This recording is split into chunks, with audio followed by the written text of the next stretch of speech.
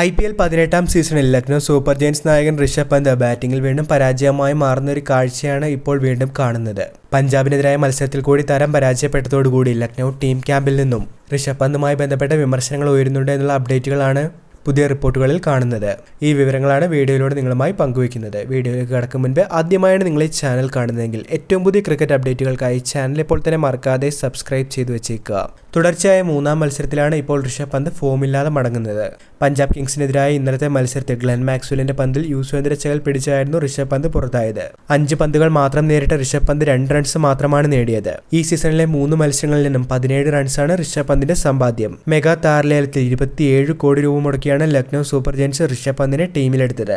IPLന്റെ ചരിത്രത്തിൽ ഒരു താരത്തിന് ലേലത്തിൽ ലഭിക്കുന്ന ഏറ്റവും ഉയർന്ന തുക കൂടിയായിരുന്നു ഇത്. എന്നാൽ IPL 2025-ലെ ആദ്യ 3 മത്സരങ്ങളിലും ഋഷഭ് പന്ത് ബാറ്റിംഗിൽ പരാജയമായി മാറുകയായിരുന്നു.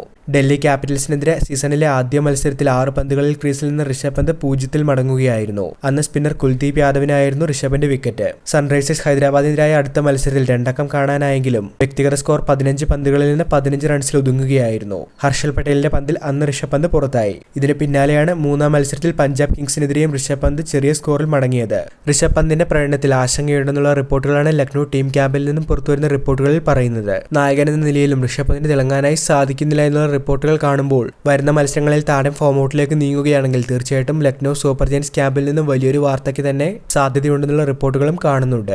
ഒരുപക്ഷെ ക്യാപ്റ്റനെ മാറ്റിയുള്ള ഒരു നീക്കത്തിന് വരെ ലക്നൗ സൂപ്പർ ജയൻസ് തയ്യാറായേക്കാം. കഴിഞ്ഞ സീസണിൽ KL രാഹുലിനെതിരെ ലക്നൗ സൂപ്പർ ജയൻസ് ഉടമയുടെ ഭാഗത്തുനിന്നും രോക്ഷാകുലമായ ചില നീക്കങ്ങൾ കണ്ടിരുന്നു.